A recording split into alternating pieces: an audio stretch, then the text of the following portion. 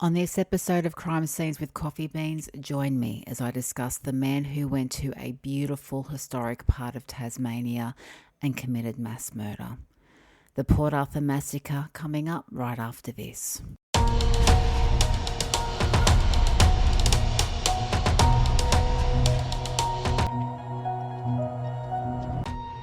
Hello and welcome to Crime Scenes with Coffee Beans with me, your host, Belinda Brady. Welcome, guys. Welcome to my little true crime podcast. I am so glad you are here with me today and listening. Now, let's get straight into it, shall we? Because this episode is a big one. It's sad and it's horrible, but we are going to talk about it. So, first up, let's have a look at the quick stats about where you people are listening to me from. So I can see that I have some listeners in Dallas, in Denver, in Townsville and Launceston in Tasmania, California, Idaho, Queensland, Texas, and one more, Cheshire East. Now, I know I have been doing a country countdown, but I thought I'd mix it up a bit and do where you are listening to me from. So however you are listening to me, if you are gymming, driving, running, walking, sitting down with a cuppa, I hope you are caffeinated and I hope I have your attention. And again, thank you for joining me. Now, what am I drinking? So as we speak, we have just had a massive storm in my part of Australia. We are days away from the official start of summer, and that is always summer. Summer's always storm season here, especially December. We always get a lot of storms in my area. So we've just had a massive storm. It is so humid. So I do have a coffee with mocha syrup, black coffee, mocha syrup. I don't know how much of it I will get to drink because it's too hot, but I will give it a crack. Now, my sources for this episode are nma.gov.au, smh.com.au, sbs.com.au, and murderpedia.org. And I will say that this episode does talk about gun violence and it does include children. If that is distressing to you, please be aware of this content before listening to it. Okay, guys, settle in, lend me your ears, and let's get stuck into the tragedy that was the Port Arthur Massacre. Now, Australia, for the most part, is a pretty lucky country when it comes to gun violence. I mean, sure, we have weapons that fall into, the hands of the bad guys, and disaster can follow. But mostly, we can go to school, we can go to the shops without getting shot up. We don't have the gun violence like other countries do. But that's not to say that we've never experienced it and that we won't experience it again in the future. I mean, not that long ago, only around 29, 30 years or so ago, Australians could own high-powered rifles, a law we had inherited from British common law back when the Brits brought the convicts over. And they made this law during the early phases of colonisation, and we never got rid of it.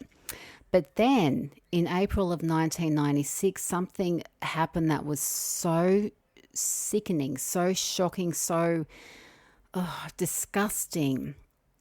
It prompted the then Prime Minister of Australia to change the laws, and these laws are still in place today.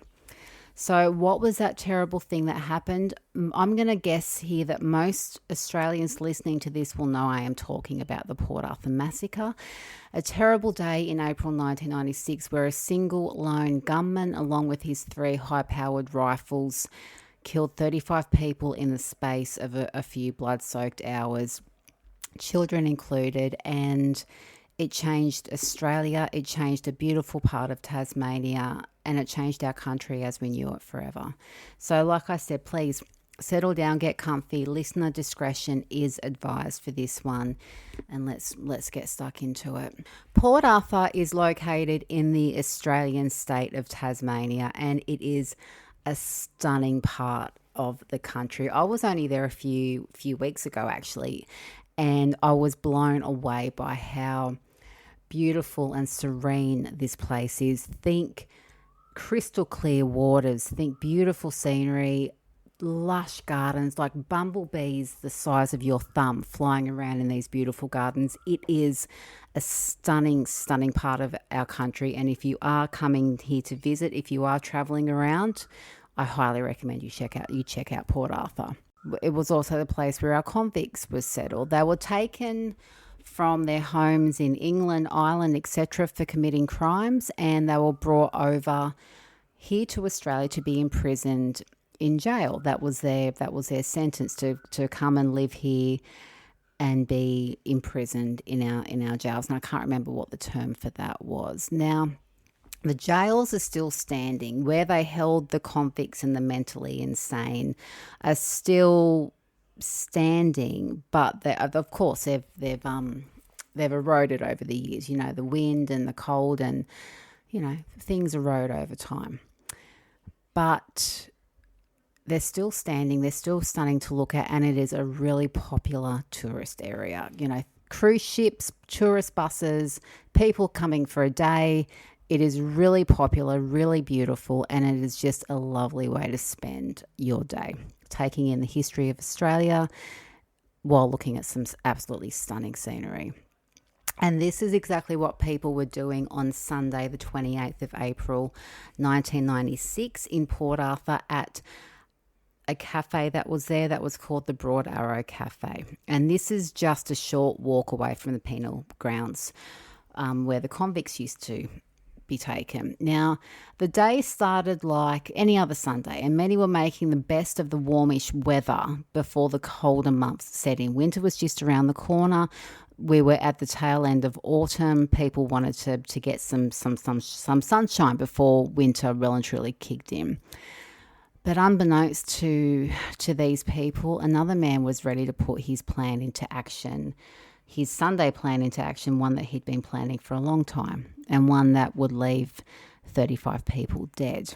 Martin Bryant was a man in his late 20s, and he had been planning this day for a while. And on the morning of April 28th, he woke in his home in Hobart's northern suburbs at around 6 a.m.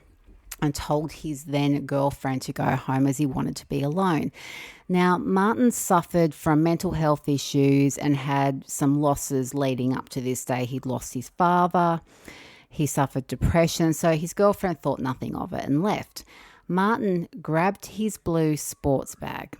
He had a blue sports bag and began packing an itinerary of weapons for his day. His weapons were a Colt AR-15.223, a semi-automatic rifle, an SLR, a .308 semi-automatic caliber rifle, a semi-auto Daywood 12-gauge shotgun, ammo, and a long hunting knife.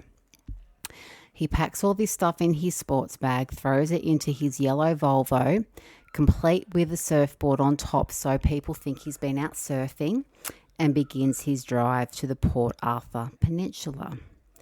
Now, Martin's first stop was a bed and breakfast property called Seascape. And this property was owned by Nolene and David Martin. Now, a bit of a backstory here. Now, Martin Bryant's dad had tried to buy this property, but David and Nolene Martin beat him to it because he was getting his finances in order, and they went in and made a counteroffer. Now, Martin's dad was absolutely filthy about this, and he often grumbled about, you know, the couple being dirty, and they did this and they did that, and they had double dealings, and he offered to buy another property from this couple, but they declined. So, you know, this only added fuel to the fire, the fuel to the hatred of the Martins by Martin and his dad. And as a result, I guess, Martin's dad slipped into a deep depression, and he ended up committing suicide in 1993. And Martin steadily believed it was the actions of David and Nolene Martin, who he believed bought that Seascape property deliberately to hurt his dad. He firmly believed that this was the reason his dad ended his life. Martin went to the Seascape property. It's not known what exactly took place there, but it is known that Martin killed both of them. Police were able to ascertain from a couple who had stopped at the Seascape property to inquire about accommodation there. They managed to get a time of this. So they've stopped to inquire about accommodation, and they were met by Martin Bryant. He was rude, he was arrogant, and he made them feel uneasy. And this was around 12:35 p.m. So it was thought, and it would be right to assume, that Nolene and David were already dead in the property at this point. Martin took the weapons that David and Nolene had stored in their Seascape property, loaded them up into his car, and then made his drive to Port Arthur.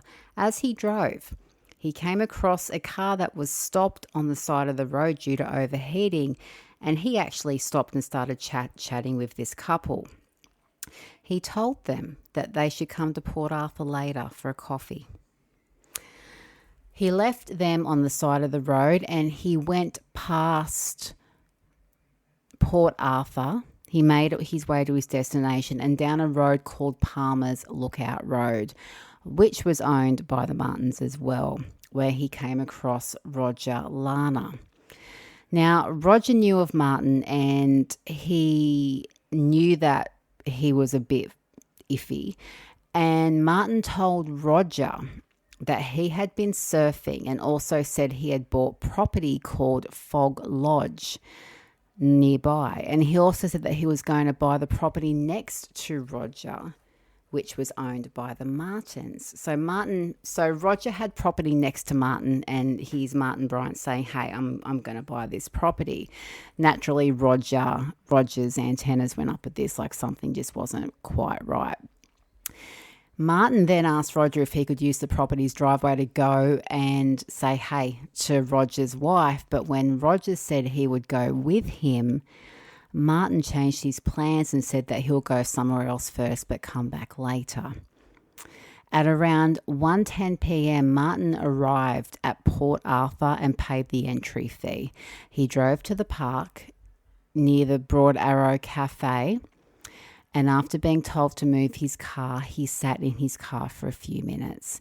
He then moved his car back to the water's edge, which is just outside the cafe, and he was seen by the security manager walking towards the cafe with his sports bag and a video camera. The security manager didn't think anything of it and didn't stop him. The cafe was buzzing, as many are on a Sunday and in a tourist destination, and buzzing with the lunchtime crowd. And Martin took a seat on the deck and purchased a meal. He tried to make small talk with other diners about, how there weren't as many Japanese tourists that day as usual, or the wasps in the area were massive. And people noticed he was looking nervous and he kept looking back towards the car park. Something wasn't quite right. He finished his meal and took his tray back. And some diners actually held the door open so he could go back inside to the cafe and take his meal tray back. He had his sports bag on the table and he pulled out his A15 with a 30-round magazine attached. It's believed that this was the gun that he used to kill the Martins. And what happened next was a quick blur of horror and absolute carnage. Martin put the gun to his hip and started firing. He pointed his gun at Mo Yi Nung and So Leng Chung, and I hope I have pronounced those names properly, who were visiting from Malaysia, and he shot them at close range, killing them instantly. He then lifted his rifle to his shoulder and shot Mick Sargent, grazing his head and knocking him to the floor. Another shot hit Mick's girlfriend, 21-year-old Kate Scott, fatally in the back of the head. 28-year-old New Zealander Jason Winter, who had been helping the cafe that day as it was so busy, was there and saw Martin turn to Jason's wife, Joanne, who was nursing the couple's 15-month-old son. Jason, in desperation, threw a serving tray at him to distract him. And Jason's dad was also there at the table with his daughter-in-law and grandson. And he pushed them both under the table just as Martin shot and killed Jason. Anthony Nightingale stood up as the first round of shots fired, and he yelled desperately, "No, not here." He was shot through the neck and spine. Martin then turned on another table, and this table did not quite realise what was going on. When one of them heard the gunshots, they made the remark, "Hey, that's not funny." But you've got to remember they were in a tourist area where there was a convict settlement. A lot of people thought this was a reenactment and the gunshots they were hearing were fake. But they weren't. And Martin turned around and shot many of them at close range. He killed 3 men at that table. 1 man was shot. The bullet passed through him and killed another man who was close by. Another man was hit by fragments but survived, and another woman and her husband were also hit by bullet fragments, but they also too survived. Martin then turned to another table, taking aim at Andrew Mills, shooting him in the head. Tony Kiston, who was at the table with his wife, was also shot in the head, but in the split second before being shot, Tony managed to push his wife and Andrew, who had just been killed in front of him, Andrew's wife, under the table. Both of these women were not shot. Thelma Walker and Pamela Law were struck by bullet fragments at their table, and both women were pulled under the table by Peter Croswell, who was sitting with them. Another woman was also close by who was hit by bullet fragments, and she survived. It was around this time that people realised the sick reality of what they were in, and this was not some kind of convict reenactment, and it was real. Panic set in. Martin was near the exit of the cafe, like the entry and the exit. People couldn't escape. The only way to escape was to go past him. And while people were trying to survive however they could, hiding under tables, Martin shot a man called Graham Collier in the neck, and he also survived. He survived his wounds. Martin then pivoted around the cafe and shot Mervyn Howard, who was still sitting in his seat. The bullet passing through him through a cafe window and hit a table on the balcony outside. Those on the balcony realised what was going on and began to run, but he was right behind them. Martin was right behind them. He shot Elizabeth Howard in the neck as she ran, and he shot her in the head when she was down. Sarah Lawton had been running towards her mother when her mother, Caroline, pushed her daughter to the ground and lay on top of her. Martin shot her in the back and shot Sarah in the head. Sarah's eardrum was ruptured from the sonic boom of the gun going off so close to her ear, and she died of her injuries. Her mother, Caroline, however, survived. Another man was shot in the head and arm as he was making a run for it. He miraculously survived. From the first bullet being fired to this point, it was around 15-20 seconds tops, maybe a little more, but it was less than a minute for all hell to break loose. In that time, Martin had killed 12 people and had critically wounded 9 more, but he wasn't done. Martin made his way to the gift shop, and people fully aware of what was going on were hiding wherever they could, but there was nowhere to hide. There was no tables, there was nothing. He walked up to Nicole Burgess, who was crouching in a corner, and shot her in the head.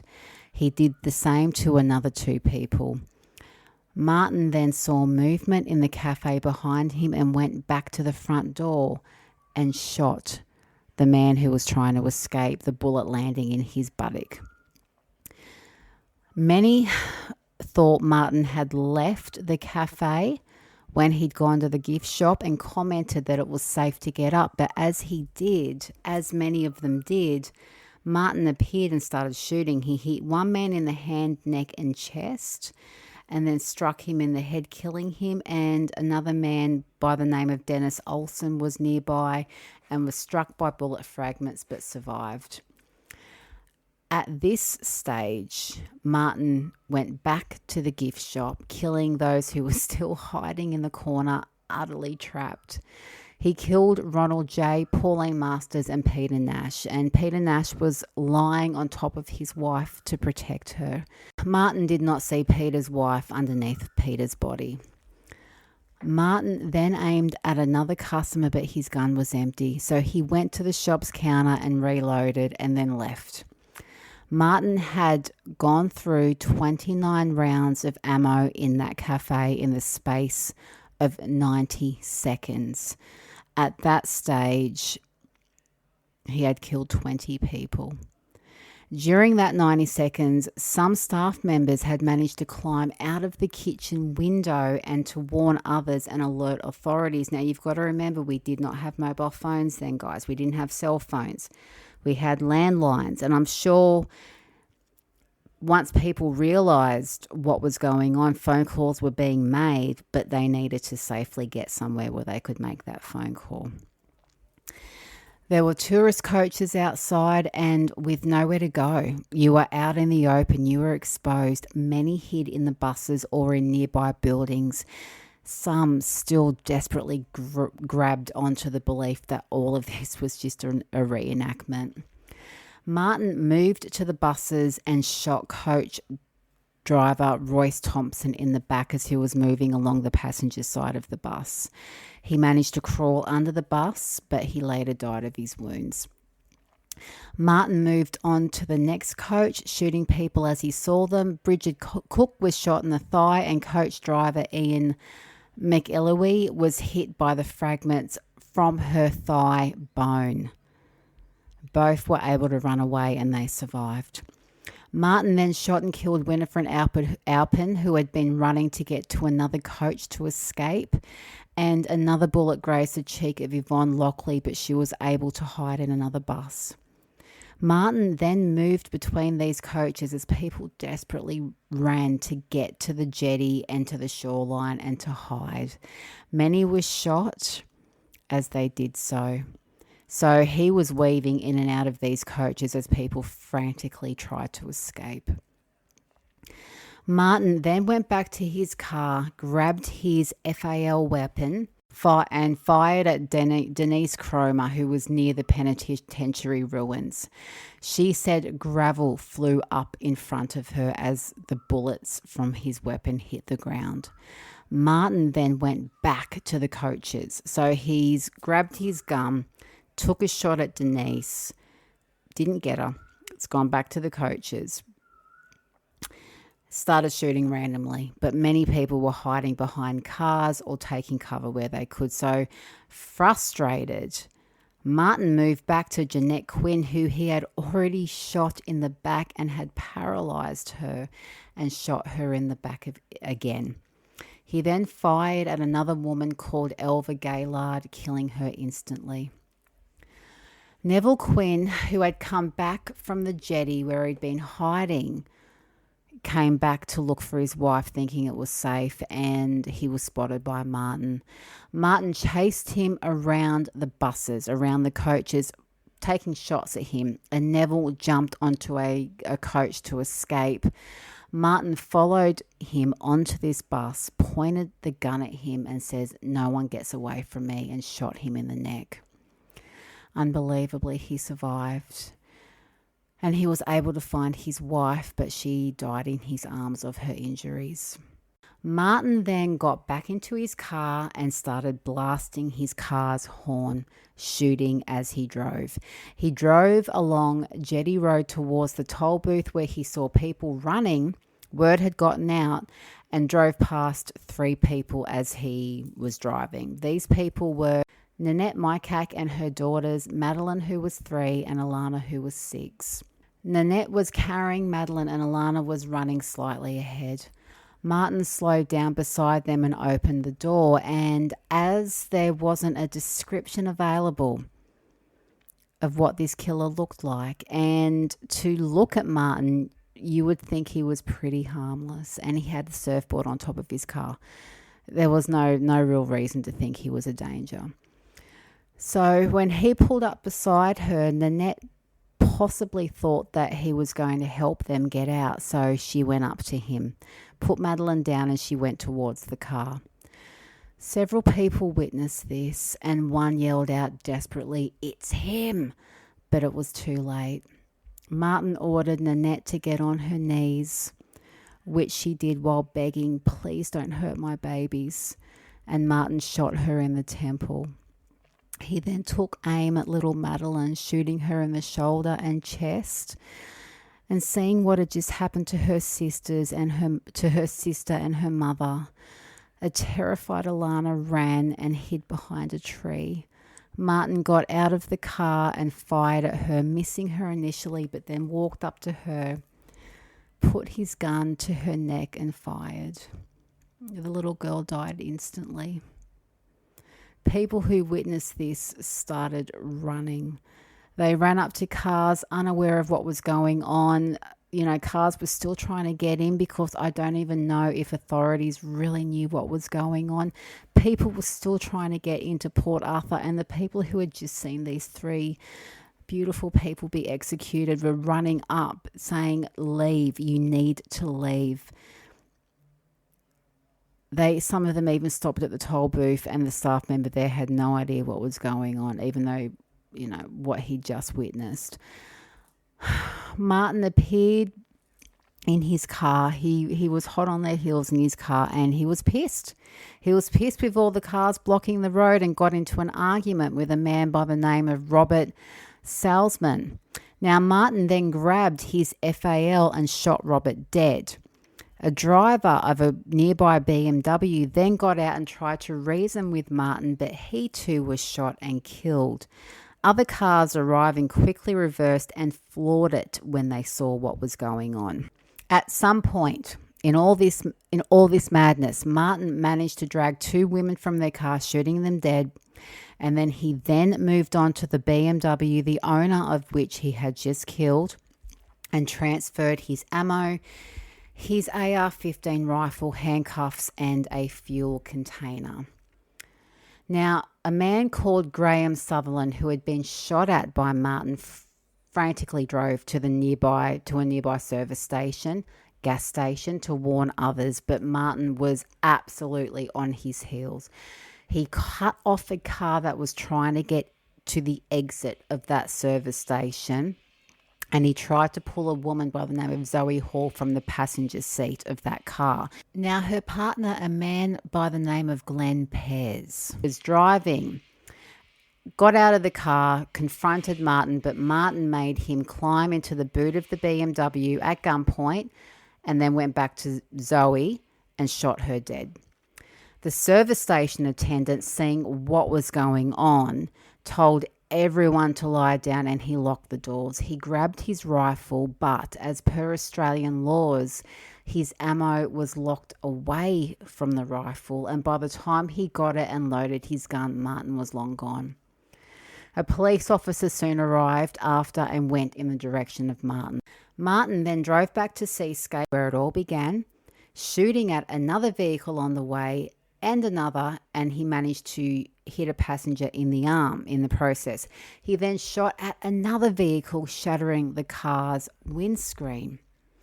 Now, this same car came across the couple in the car that had been shot at only minutes earlier, and where Linda White, who was shot in the arm minutes earlier, and they all drove to a pub called the Fox and Hound and called the police to tell them what was going on and where this maniac was headed. Martin shot at several more cars before stopping in the driveway of the Seascape property, where he pulled Glenn Pears out of the boot, handcuffed him, and set fire to the car. This was around 2 p.m. It was around this time that medical assistance arrived at Port Arthur and a code brown was activated. This is code for a large-scale trauma.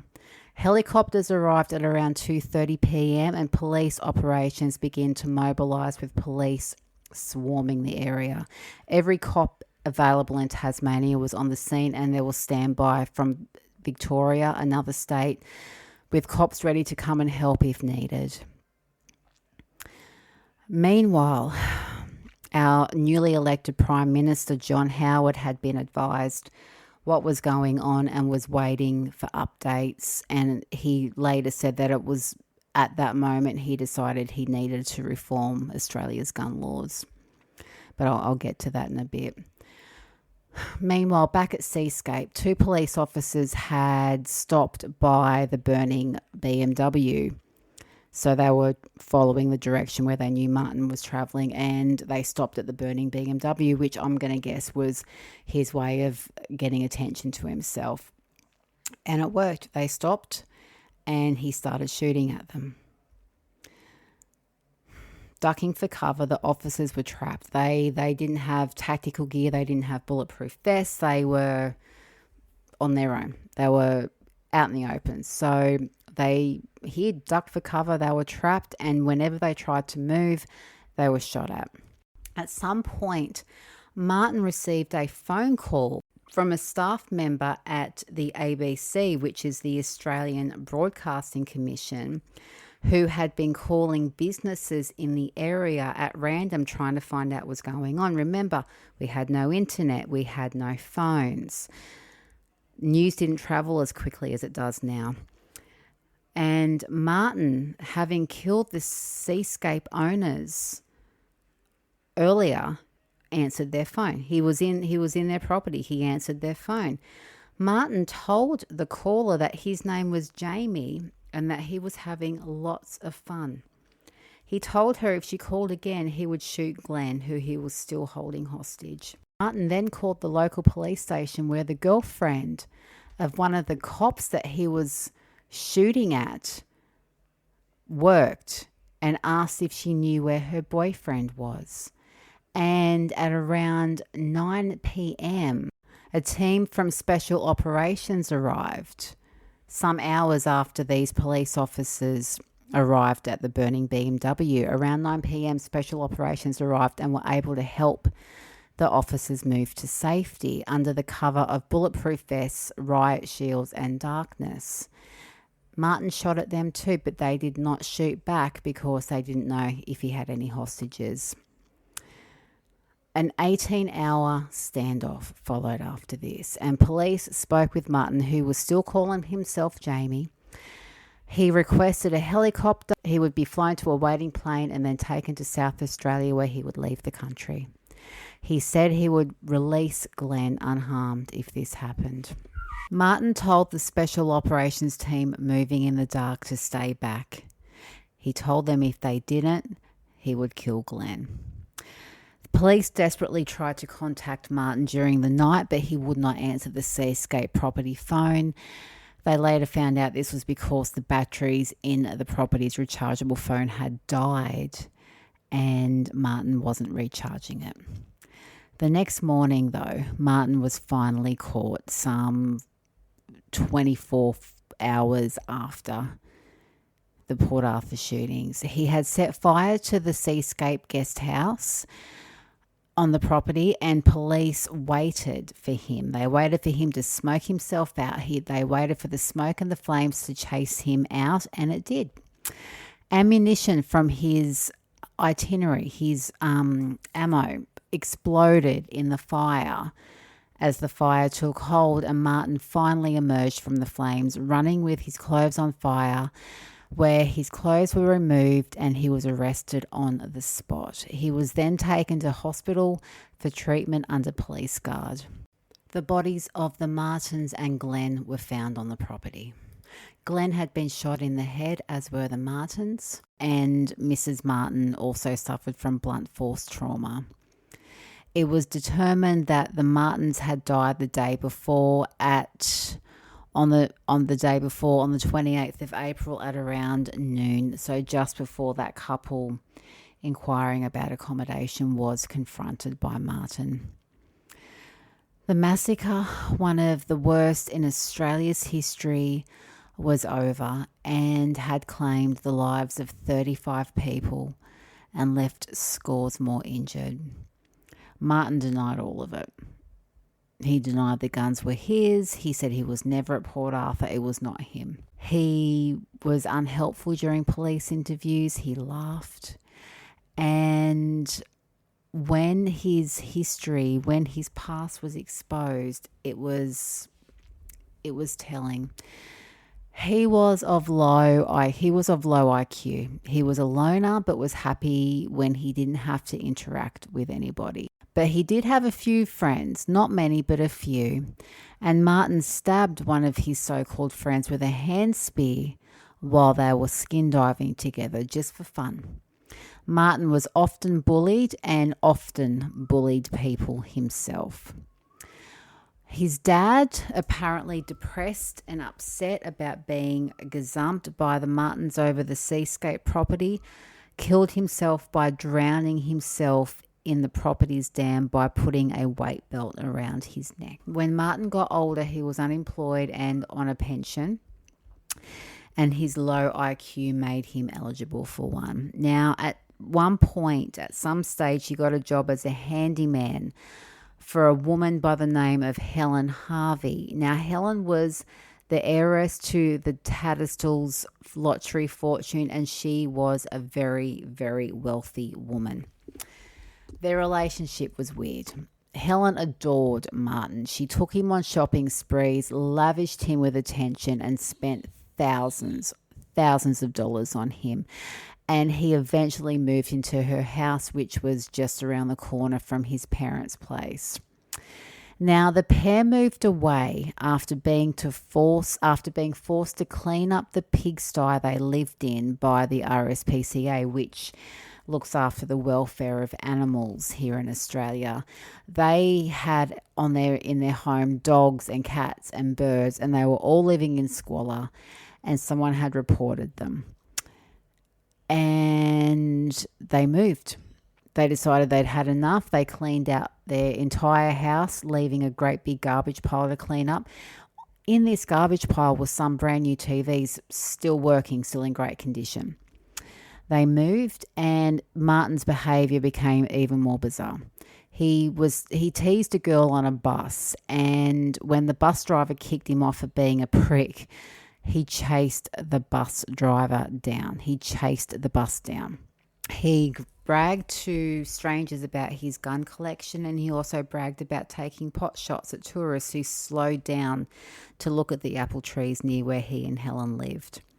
Now, when Helen died in a car accident, Martin was suspected of being involved. Apparently, he used to like to grab the steering wheel when she was driving, and this is how she died, but he was cleared of any involvement, any wrongdoing. And he inherited her fortune, all $500,000 of it. He then moved back to Hobart and travelled the world with his newfound fortune, and also utilised prostitutes, as he was just too weird to be able to keep a girlfriend, so he paid for it. He was often described as creepy and only made interaction with strangers at cafes, and he was known for his out there dressing. In the months before the massacre, Martin visited Port Arthur several times, and he bought the sports bag just before, with the shopkeeper remembering selling it to him. And if only just to drive home and prove just how insane Martin Bryant is, when he was charged with the murder of 35 people, to which he pled not guilty, he laughed. He laughed hysterically. He later changed his plea to guilty once the evidence was presented, and he was found fit to stand trial. He was not diagnosed as schizophrenic, as had been widely reported, nor did he have any other major mental health issues. He knew exactly what he was doing. In late 1996, early 1997, he was found guilty of all charges, and he is serving 35 life sentences plus 1,035 years in Hobart's Rydson prison. His papers have been marked never to be released.